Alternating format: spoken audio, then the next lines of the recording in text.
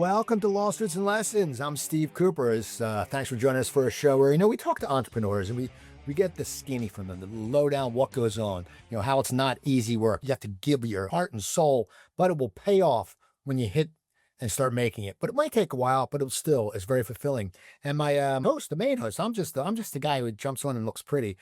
Is the man who's a good friend of mine, great entrepreneur. Mentors a lot of people, and it's John Foggerhome. What's up, John? What's up, Steve? How's it going today? I'm looking forward to hearing the stories later about your trip. Well, I was saying you mentioned earlier because you got me so into AI. I went on to Gemini, and it's funny when I go into Gemini, I try to do like a cartoon of me. It looks nothing like me. I show a picture, it gives me hair. It looks nothing like me. But the photographs, I just started saying, what will make people crack up? So I have one coming up with a one-piece Hawaiian shirt and shorts. And I'll probably like put me with a hat, one piece Hawaiian shirt and shorts matching, with a chicken wing in one hand, a glass of lemonade in the other, and put me on the deck of a ship. And it does it. And it's fascinating. So you're the one who turned me on to that because I never used it. Yeah, and you're already using it better than I do. Like I only use it for writing and things like that, or coming up with good ideas. It's good. Well, I think you'd send me a message about your guest today. I'm very looking forward to having him. He's got an amazing story. And tell us more about I guess who's a good friend of yours. Yeah, well, he's also an AI guy because he sends me things. I'm like, oh, this is AI for sure. No, good guy. We didn't spend a lot of time together. We were sort of in a blended family together, I guess is the best way to put it. And so we spent a little time together for a couple years, I think, and then we've run into each other here and there, including God rest her soul, our former producer at her wedding. Uh, and then he just reached out to me recently, to talk about some legal stuff. So we ended up reconnecting. And Marcus, present yourself. Hey guys. There you are. Hi, How's how's it it going, going? Marcus? Glad to see you guys. Thanks Are you in for your apartment or your office? I'm in my office. So Okay, you got a nice cush couch there, and yeah. yeah. Yeah, I So started up. anyway, Marcus meets Steve. Steve's a longtime friend of mine. Known each other forever, and Marcus is quite the entrepreneur. The last time I talked to him, he was really just building something, and then when he reached out to me, I think it was a couple weeks ago, and started telling me what was going on, it was really, really impressive. So, Marcus, tell us a little bit about yourself. Yeah, I mean, not sure where to begin, but right now I currently own 6, 7 businesses approximately, starting a couple new ones and also planning an exit from a few existing businesses. I own Inside Car Guys, which is a company I started about I want to say 10 years ago when I met John, and it has grown substantially since then. And we're now the number one used car dealership in Ventura County. We sell about 50 to 60 cars a month. And Oh, we help, congratulations! That's amazing. thank you. Yeah. Yeah. Yeah, we help a lot of people out by selling like good quality reconditioned used vehicles that people use for commuters. So like the $10,000 to Toyota, Honda, Lexuses. And I started Inside Car Guys as an auto broker, which still exists. So we help people find brand new cars, get them leases on their brand new cars, deal with trade-ins and sourcing like cool one-off rare classic cars for people. And then since I started the dealership about 3.5 years ago, I've acquired on the same block, actually, about 300 yards away, there's this little auto plaza. There was 3 businesses in the auto plaza: a detail shop, a tire shop, and a repair shop that focused on Lexus and Toyota. And I remember looking at that place and thinking, how cool would it be to own all of this? So I started manifesting it. And actually, last year, I got fortunate enough to acquire all 3 of those businesses as the owners were retiring or just failing or going out of business, whatever it was. And I now own all three of those businesses in the same auto plaza, which is very much aligned with what I do with used vehicles, reconditioning them, detailing them, after sale, repairs and recon as well. So, that's where I'm at right now. And I'm starting a couple other cool projects. One of them's a crypto related finance company. Another one's an AI company that I'm working on right now. And I think there's another business somewhere. Somewhere in there, right? Yeah. How did you become a car guy? So I mean, my story goes back to, wanting to be successful coming out of childhood. I had a pretty crazy childhood experience. Group homes, institutions, emancipation at 15 years old, ending up homeless from like 17 to 20. And I wanted to be successful. And I think the quickest way with only a ninth grade education was to do sales. And I learned about sales. I learned I had a natural talent for sales and helping people and solving problems. So I got into the car business because I love cars and I thought that, cars, it was a fun job. I was selling something that people needed and that they wanted. And in between, like, my career of selling cars, I've branched off and done door-to-door sales. I sold insurance. I sold ADT alarm systems. I've sold uh, cable door to door. So I've done so many different types of sales, but I always went back to selling cars. So I think one of the things that led to my success is just working really hard and consistently learning and improving how to become better at sales, better at marketing, better at operating the business. I have a question for you, Marcus. And it's fascinating. So you emancipated, then you were homeless, and I want to know when you were homeless. It's a hard life. So how did you keep a focus that you wanted to be successful? Because I knew a guy who was homeless, and he didn't have any drive anymore. He was broken. I mean, but so what did you do that sat there? I mean, because 3 years is a long time, and most people will just give up. But what was it that kept you going? What were you focusing, or what helped you get in that mind frame where, I'm sure when you wake up every day and you're homeless, you're worried about where you're going to eat, where you're going to stay. So how did you focus on what direction you were going to? I mean, exactly like you just described, I experienced that. I gave up. I just wanted to survive. I just wanted to get by.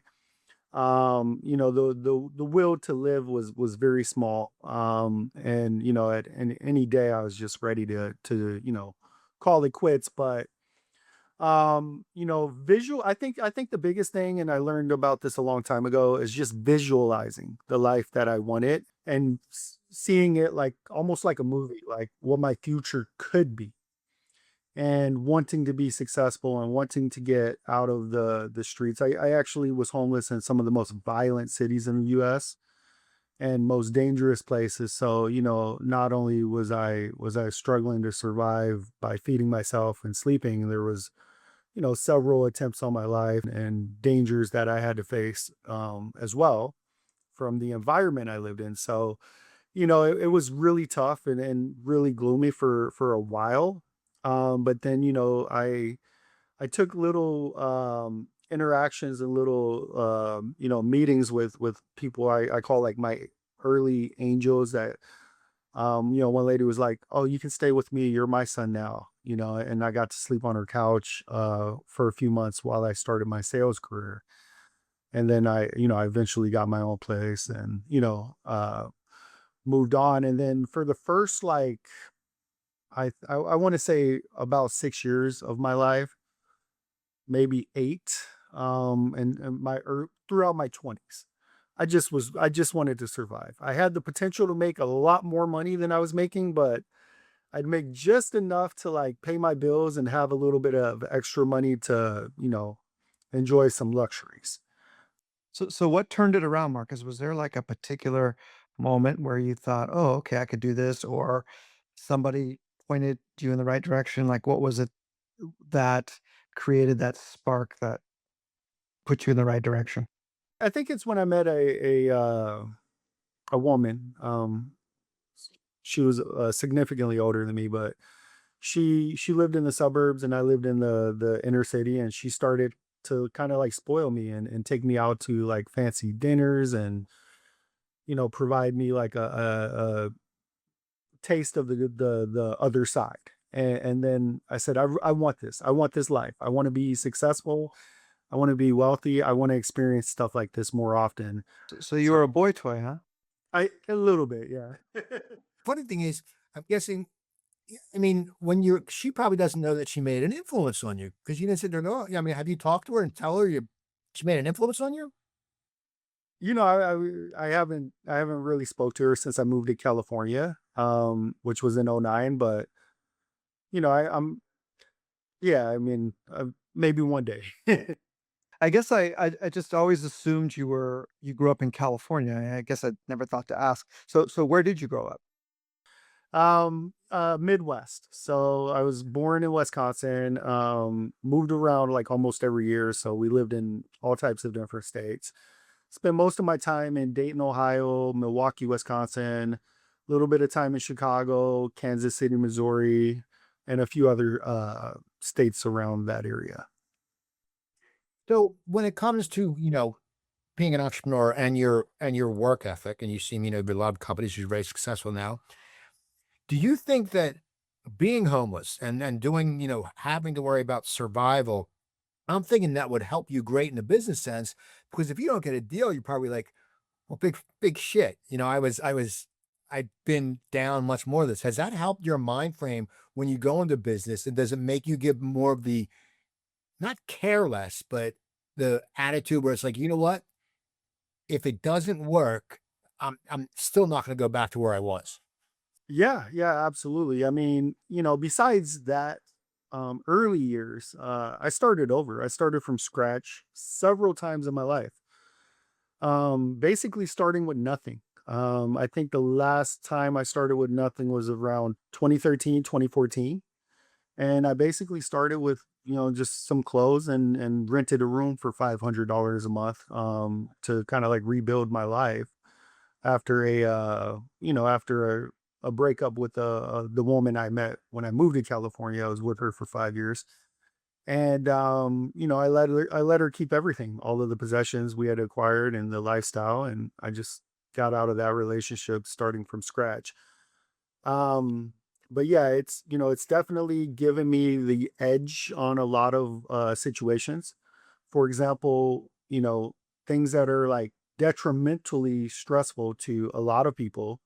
It's just like, oh yeah, here's a quick solution to that, and it's no sweat off my back. And I'm really good at solving problems, especially thinking fast and making decisions fast. And that's one of the things my team and my people that I work with always comment on.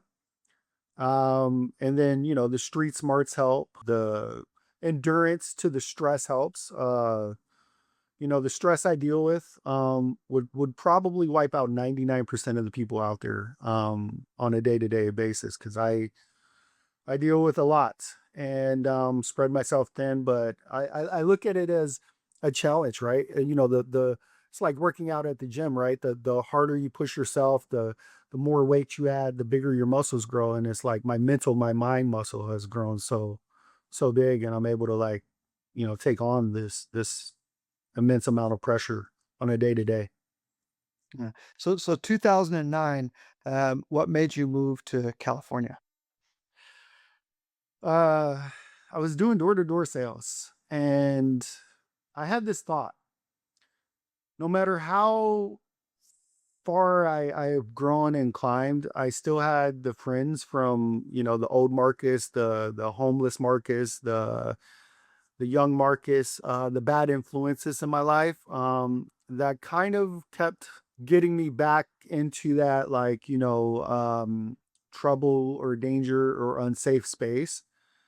And, these were people I knew. So I was like, it's time for a change. And I visualized my life. I said, I want to start fresh.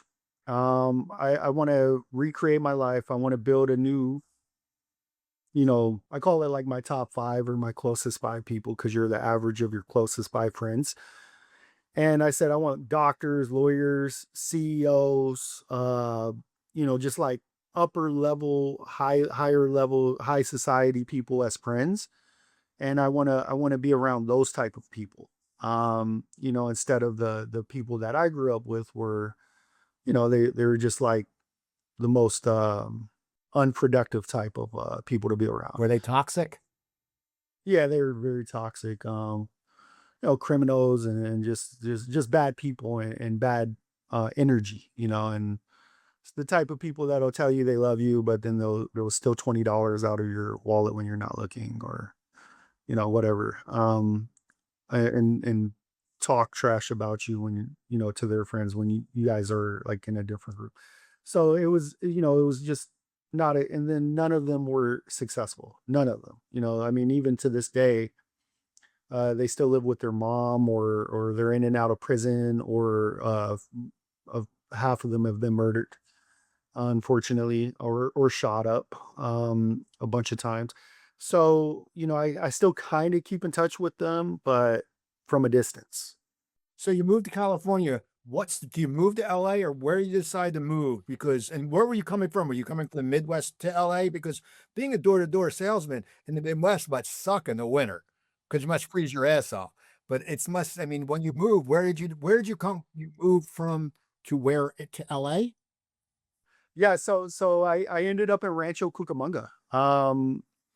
Door to door, stayed in uh seemed like we called it like a frat house. There was like six guys living in a 3-bedroom apartment with roommates, and we just kind of like partied after work and everything. And then I met this girl at the gym, and kind of hit it off with her, and we decided to like build a relationship together in about 2 months of being out here.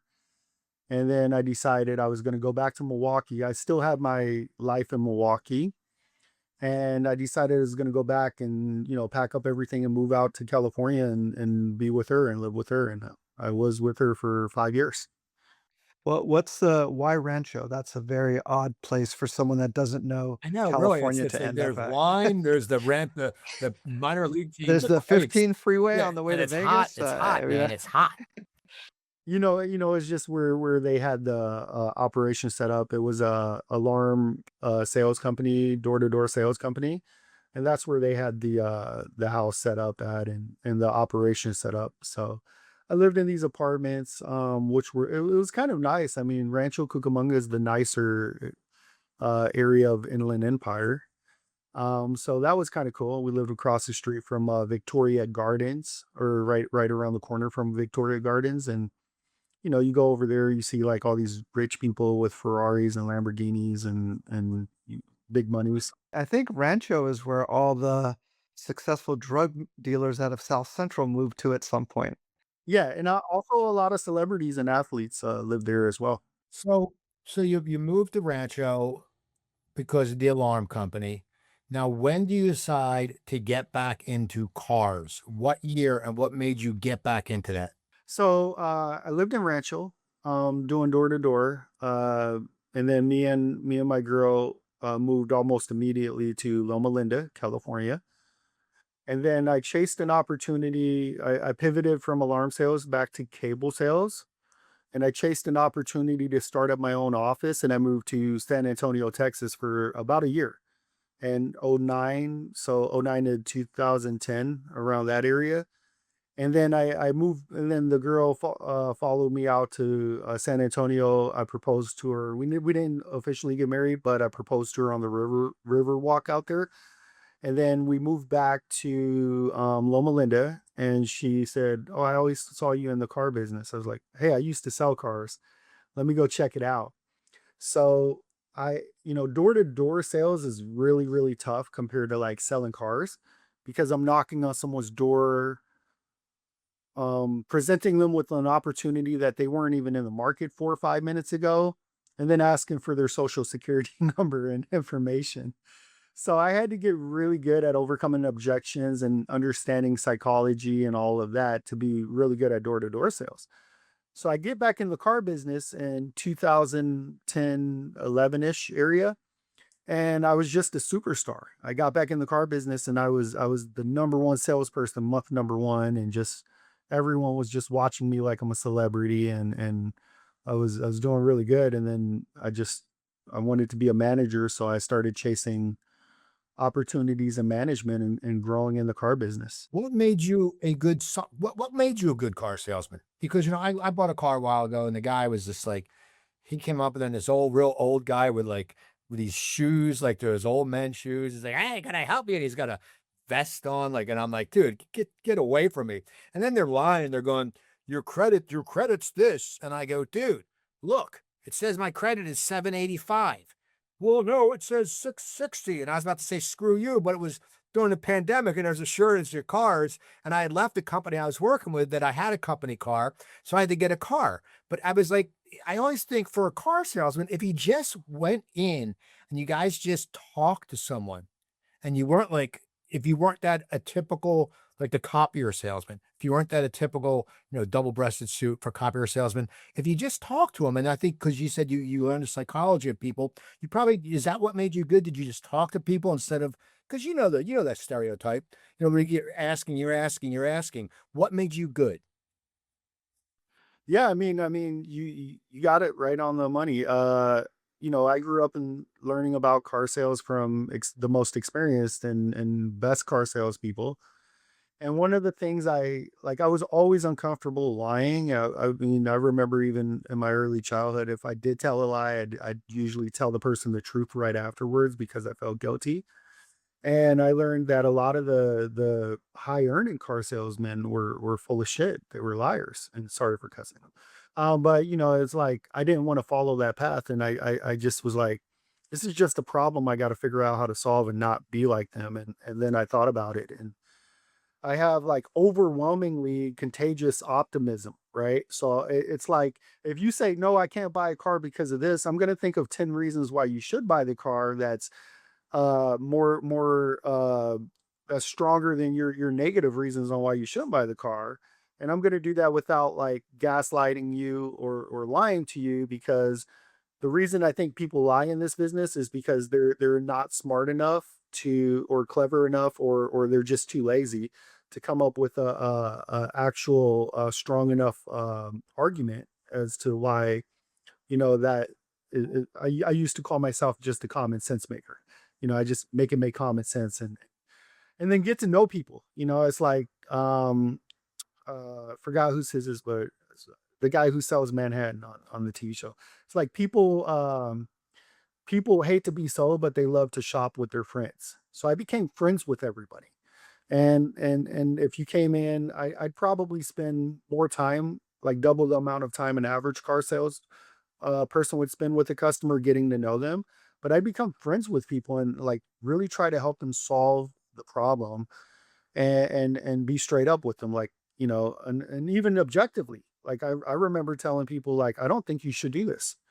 Even though I was gonna make a big commission, I'm like, are you sure you want to do this? You want to spend $700 a month when you only make 2 grand a month? Like that's not responsible. But I was always just trying to be, as fair and honest and conscientious of their situation as possible. And that's what wins people over. I mean, you can read thousands of reviews about me, how people love how transparent I am. And this new business that you have going, this crypto business, since we were talking about AI and it's a AI crypto business, are you able to talk about that or is it hush hush? Yeah, I don't know what I can and can't talk about right now because I didn't ask, but it's pretty cool. It's doing some different things, but cool things in the crypto business, and it's related to like financing. So So yeah, so when you said crypto financing, and then because you do cars, I just naturally assumed it had something to do with financing cars through crypto, but maybe I'm wrong. trying to expand beyond vehicles, and I mean, it's still like a work in progress, but yeah, it's pretty cool. So what got you into that that's so different than car sales? I'm like, how do I make $1 billion? And I was like, hey, let's solve this big problem. What's the highest yielding returns? And crypto came up. So I sat down like in a think tank room with a couple of my close friends and people in my life, and we were like, okay, let's come up with some ideas. And then this one kind of like took shape and took off, and it's been a year so far, but everyone who looks at it is like, wow, this is an amazing idea. And are you using AI for your business or just more just in your daily life? So how do you use it in your business? We dove headfirst in AI. So I've used AI multiple different ways. We've used it for analytics, data, right, responding to emails. We've done it for accounting. We've done it to make live phone calls. And as a matter of fact, I can give you an example of how it works too. We've used it to make outbound phone calls and set appointments for my service departments, my detail shop, to answer calls after hours. So we're using agentic AI. And then obviously the common ones that everyone kind of knows about, which is like ChatGPT, and Claude Code, all those other ones. I've used a lot of AI in the websites. So I make my own websites. I do pretty good with that. We're using AI for marketing. I mean, we just anything and everything AI provides a solution for, we're exploring it. You guys use it for good. As I said, I joke around and put pictures of me and Daisy Dukes walking on the beach with a cooler and a shirt that says Frankie says relax. I mean, you guys, a nose coat on my nose. You guys use it for good stuff. So it is fascinating. You said you use it for the outgoing calls. And I guess for what you do, service is so important because a lot of people they they depend on service with their cars. And we forget about it. We don't think, oh, we should get an oil change all the time or this. So it must be, so does it sound like a robocall when they call, or how does it sound? Well, you want to hear it? Yes. All right, yeah. Let me do this. This is one of my favorite parts. So at first, I tried to like get these other companies and use their like solutions, and we went through about 5 or 6 different companies, and none of them actually were that good. So I was like, let's just make our own.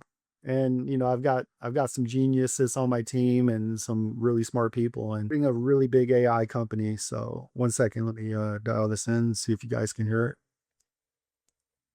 Hello, this is Inside Car Guys. Priscilla speaking. Hey Priscilla, it's Marcus. Do you guys have any Chevys in stock?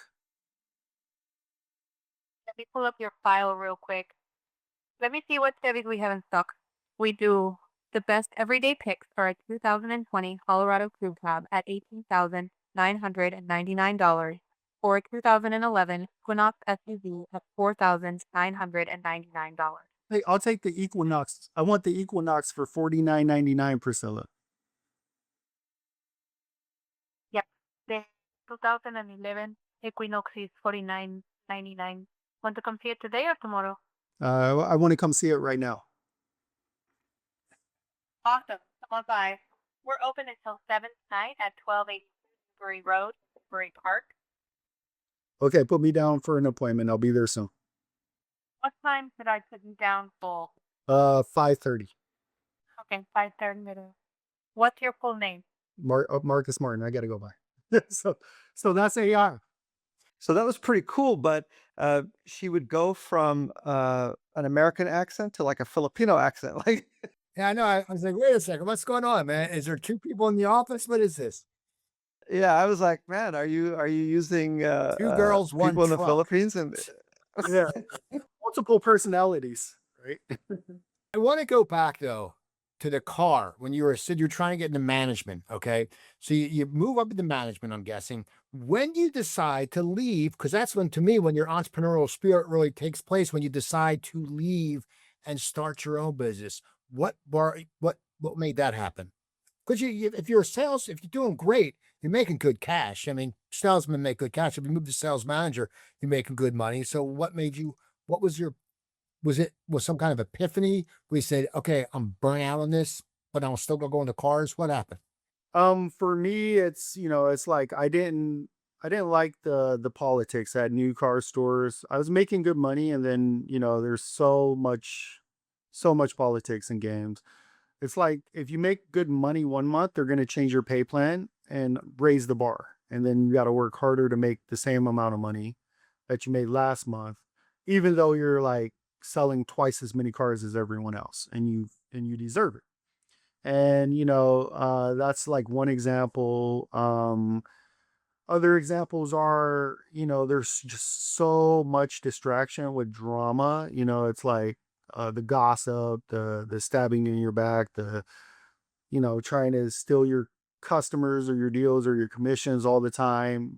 Those are at least things that were true for me that I experienced, and it was frustrating enough to where, and obviously I worked for a lot of managers I didn't respect, and I'm like, why are you my boss? Like, you're not, like, you're immature, or you're not as qualified as I am, and you're telling me what to do, which, was usually like bad advice.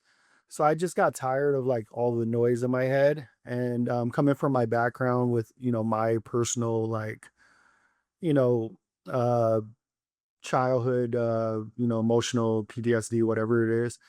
I couldn't handle like, working under people, that I didn't respect or didn't look up to or whatever. So, I had about 20 different jobs at new car dealerships in a short amount of time. My average job lasted about 3 months, but I could get hired anywhere because of my stats. Like, I was like an MVP in the business because I could do so well in sales, and I could go back and get any one of those jobs back. So I kind of knew what I was worth, but then it's like the same thing. The grass isn't greener. The grass isn't greener. So I decided, I should work for myself, and I wanted to start my own business. Um, and then I said, I don't want my dealership to be like the common dealership. So I put in like safeguards to make sure I don't have a toxic relationship. And most of my vendors, actually, this I hear this all the time. Like, they come in here like, wow, this place feels alive, it's vibrant, it's positive, it's energetic. And people are so shocked at how much different my dealership is versus the typical dealership. And then with a lot of consultants and other people I bring in, they're like, this place is ran better than most new car franchise stores is ran. So, it's just stuff to be proud of. And You sound like the guy with the on Cobra Kai, the car dealership he has, yeah, Danny what was his name? The who won? So Daniel Russo. Big, it was always like jumping, it was friendly, it was Daniel Russo. So you had that kind of feel. You had that. Were you on billboards? Did you ever do billboards? yeah, I'm not advertising on the freeway. I spend a lot of money advertising, but yeah, I thought about billboards, but I just couldn't see ROI on them. So Marcus, I have quite a few dealership clients, Oh, believe it or nice. not. Yeah. Know Uh, that. yeah. Actually, one of the bigger ones too. But one of the uh, so I've learned a little bit about new car dealerships and what it takes to open a Ford or a Kia or whatever it is. You ever think about one day that you'll have a car dealership that's, new cars? It's been calling me. It's been calling me, and it's like the natural progression of things. And then I've always weighed the pros and cons. A new car dealership, they have like all their rules and limitations in place. And you have to like, they're kind of like your boss, because you can't do things this way, that way. And if they want to change the look of their store, you might have to spend $1 million, whatever. But there's also a lot of great things and benefits that come with owning a new car store. But one of my thoughts was to just create like my own franchise of my own brand. And then then I'm not restricted by the new car politics. Yeah, that's interesting. And one of the interesting things to me is, and I've been involved just on the litigation side, not actually doing the deals, but uh, what it takes for them to approve a new car dealership. And one of the things that interested me was real estate, right? Because you have to have the real estate or they're not even going to approve it, right? So most people don't even think about that. And when I look at the real estate numbers, I'm like, wow, this is, it's because I didn't know anything about car dealerships until I started litigating some of these cases. Um, I didn't realize really in my head how much money is in this game, right? And the other thing that really surprised me, well, not surprised me, but made me a little excited, like, hey, I want to get into this one of these days, is the assurance. You know what I'm talking about? Like they call it assurance companies, not insurance companies. And it's when they're selling the glass and the tires, all the insurance for all of the things all of the little extras. So I had no idea how valuable that stuff was until I started looking at those policies and what happens to that money. And it's too much to get into here, but just the tax benefits and all these things, uh, it's pretty exciting. For if I was a car guy, I would be focusing on those kind of things. Yeah, no, definitely. I was a finance manager at the new car stores, so I sold all the insurance products. And even now, like I own my own that's another company. I own a reinsurance company. So like the money kind of stays with me until it's, distributed to the policies or whatever. But it's definitely another form of revenue and income, and it's very lucrative as well. But yeah, there's just so many, like the new car stores. The one good thing about owning a new car franchise, like let's just take Toyota for example. Almost everybody who has a Toyota, they're going to bring their Toyota to you for service. And then if there's recalls, the manufacturer pays for that. If there's warranty work under manufacturer warranty, that gets paid. So a new car dealership can almost fund its entire business, front to back, payroll, everything, based off of the money that they're generating from the profit they're generating from the service department. And then the sales and everything else is just icing on the cake. I was going to say, so you mentioned earlier the strip mall you bought, well, whatever the thing. Did you keep the same businesses? Because it's so great. Because there's actually, this is what I always crack about. There's a strip mall in North Hollywood, and it's got a liquor store, a laundromat, and an adult bookstore. And I go, that is the most weird strip mall ever. That's like, you get drunk, you do your laundry, and you watch a peep show. And it doesn't make any sense. But for you, did you bring in new businesses? Did you take over the businesses that were there? How did that work? Because you already have your car thing. Now you're bringing on three different businesses, even though they all work in benefit for you. But what did you, when you acquired that, what did you do? How did you change it?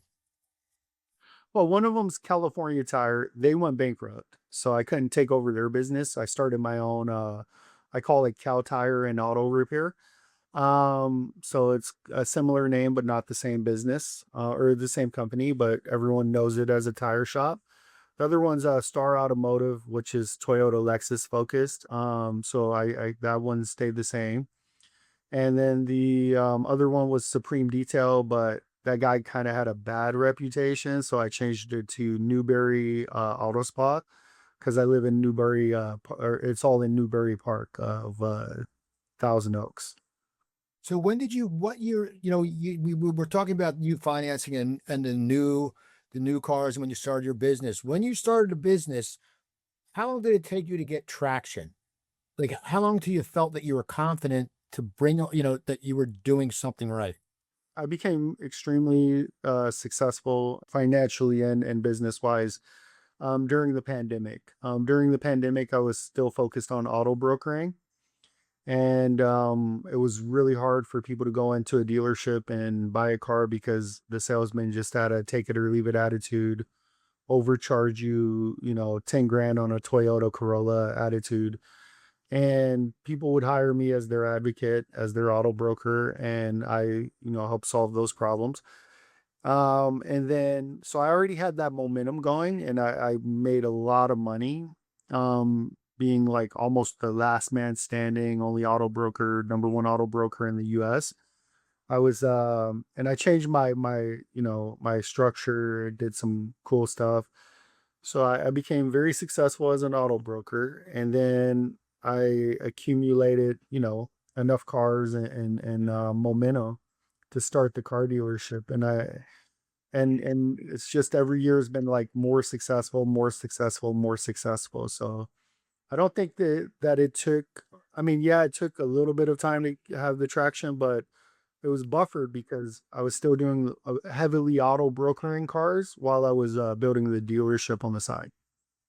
And when did you buy the dealership or start the dealership, I guess? 3.5 years ago this time, but in 2018, the end of the year, like 2018, early 29 or 2019, yeah, I started another dealership with a partner of mine.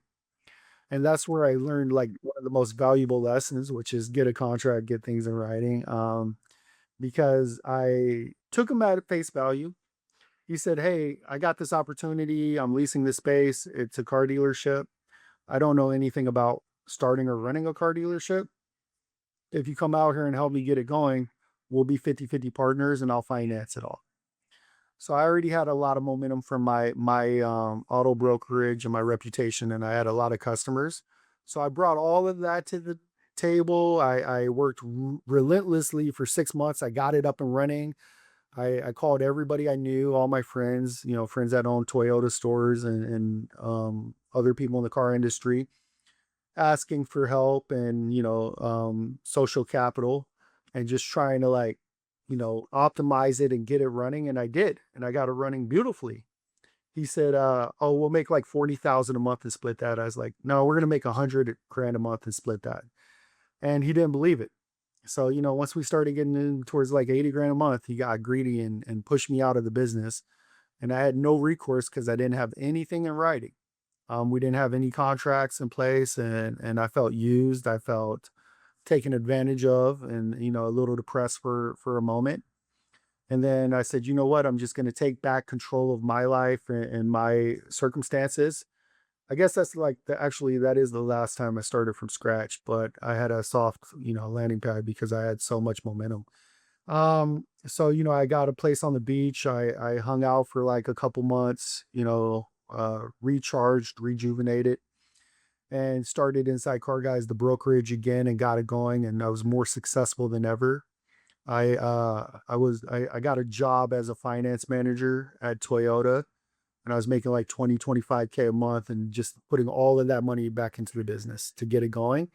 And then I left there and I took their number one finance manager with me, one of my good friends, and he helped me build this company and this version of this company. What happened to the guy that screwed you over? I mean, he's still in business. I mean, karma took care of him. He's almost he went bankrupt, I think, once, and then he's about to go again, and he's not doing that successful. His business did really good for like the next like year or so after I left, and then it slowly started to go downhill.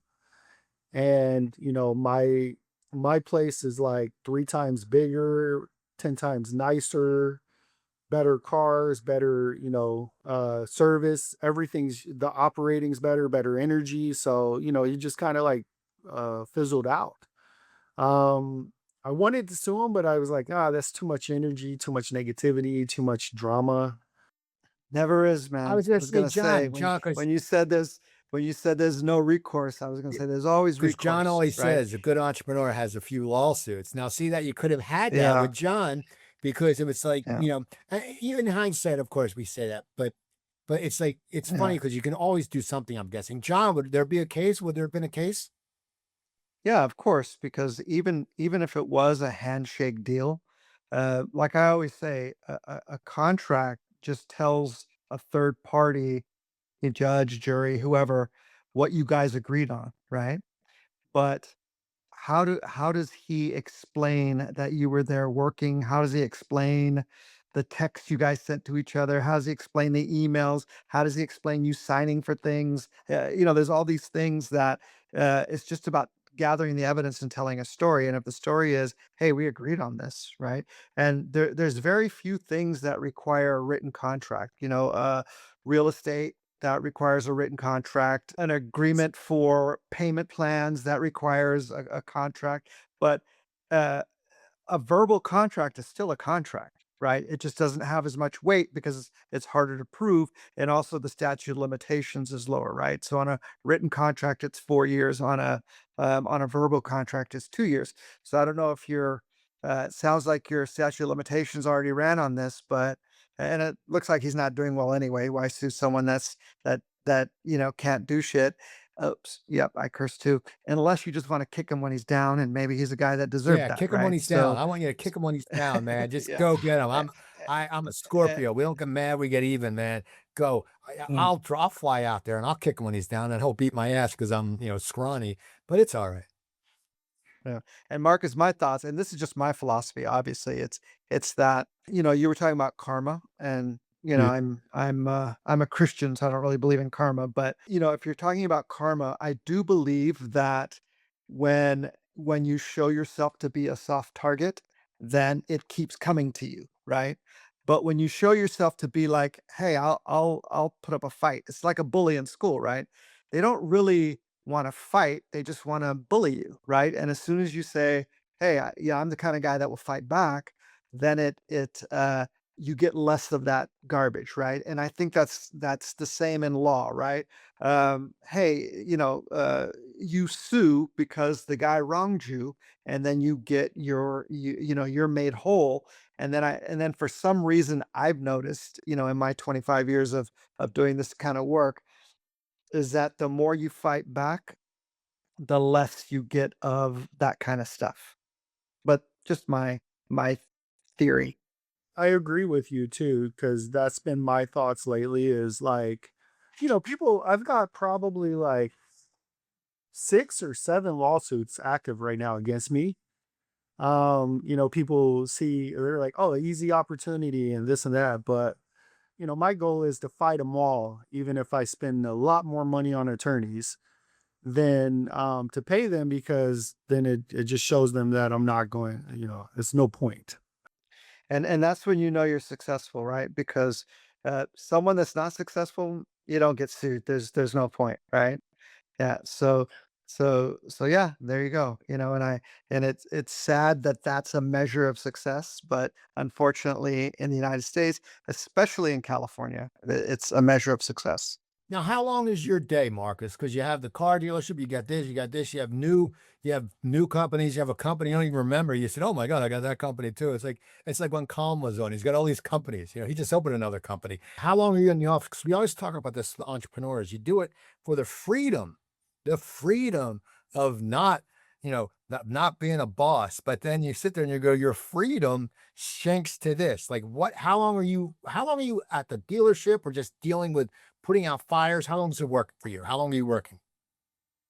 Oh man, I mean, I'm built to like work. I've always worked hard. But this has been the most challenging. My average day can consist of like 12 to 14 hours of work at work, and then another like 2 to 5 hours of thinking and strategizing while I'm like laying in bed, going to bed, waking up at 3 a.m., solving problems in my dreams. I'll literally solve problems in my dreams and then wake up and like write down the solution, like, oh yeah, that's a good one.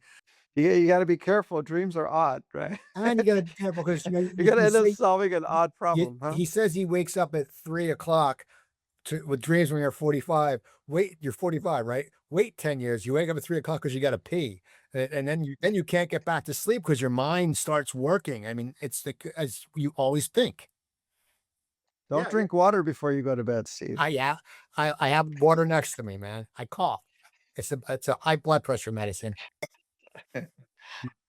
Yeah, I mean, I'm it's like I'm never not working. I guess 16 hours a day. But I mean, I mean, I'll work 7 days a week, 10 to 12 hours a day. I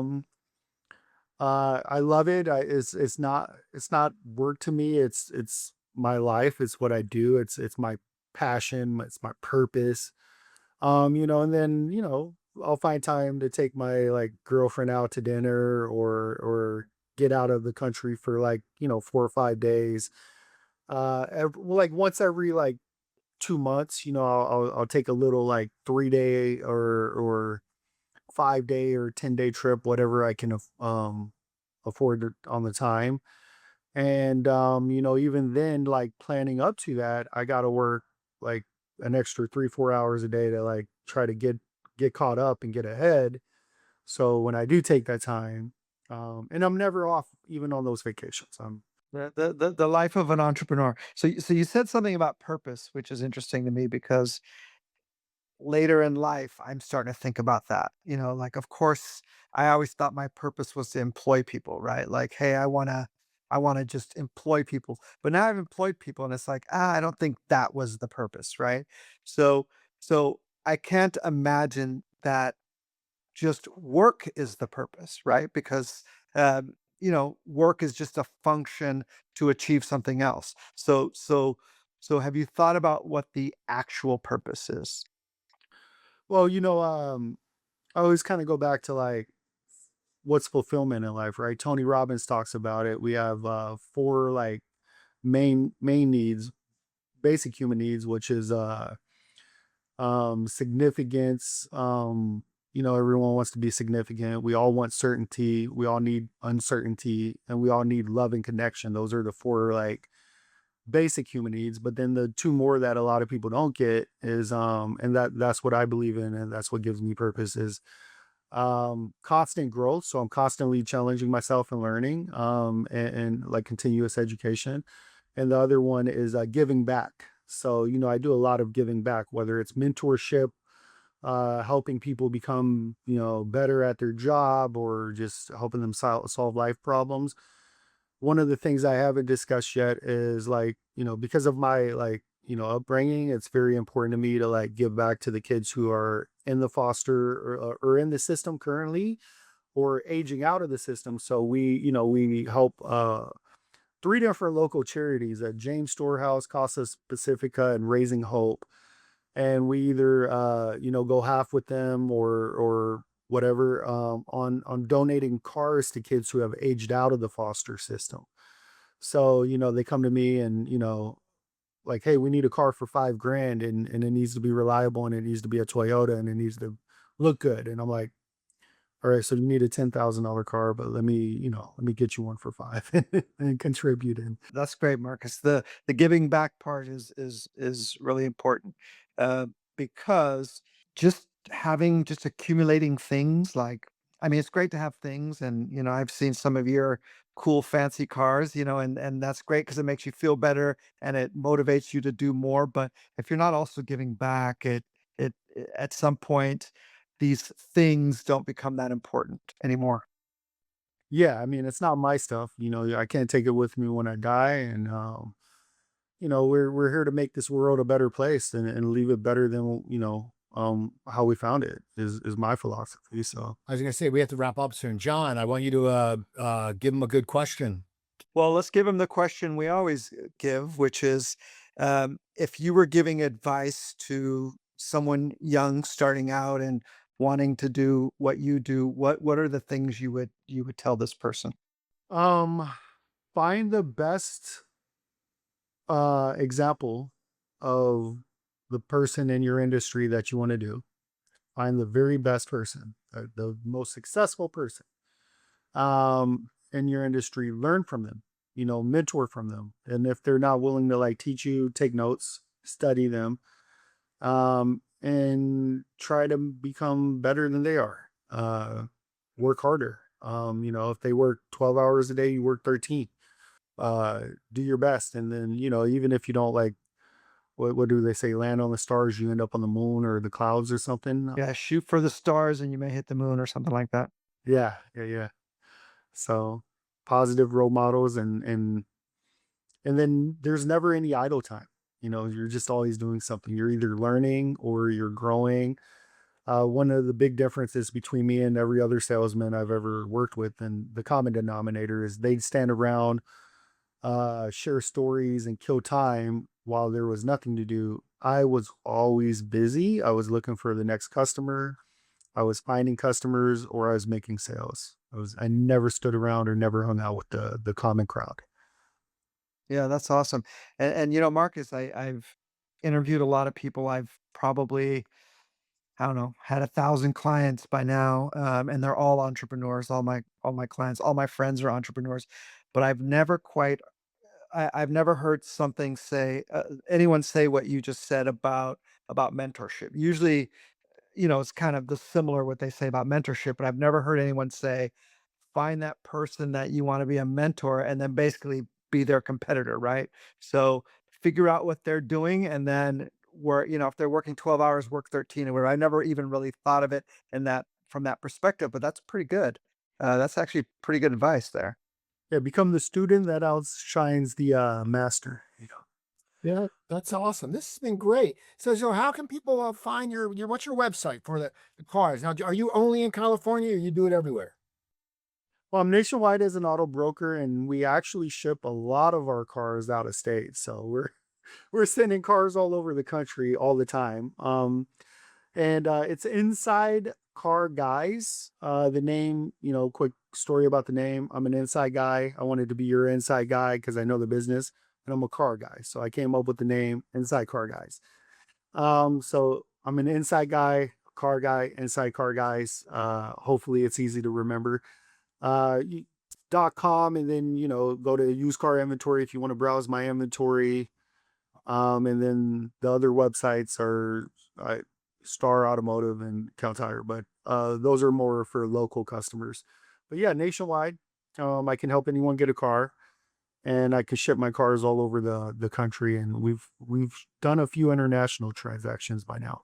People So- sell in New Jersey. People, if you need a car, get it from him. You don't have to get it in New Jersey. You got New Jersey, a bunch of guy with slick back hair wearing a 3-piece suit with the pennies from heaven. No, with that My Blue. What was that Steve Martin movie? My Blue Heaven. You got guys like that selling cars. You don't want that. You don't want that. You don't want a guy like eating a Subway sandwich and trying to sell. You want to use Marcus. So get in touch with him. Also, go to my website, coopertalk.net. You can hear my other podcast, Cooper Talk. I have over 1,075 episodes. And don't forget, you have to go to YouTube, subscribe, iTunes, any of these places. Subscribe to Lawsuits and Lessons, because you're gonna get some great knowledge and great insight. You get a little bit of mentorship. So I want to thank you. And John, wrap it up. All right. Well, thank you, Marcus. I really appreciate it. I'm so happy we reconnected because it sounds like you're doing a lot of good things. But also I thought we got along pretty well, so I'm happy to reconnect.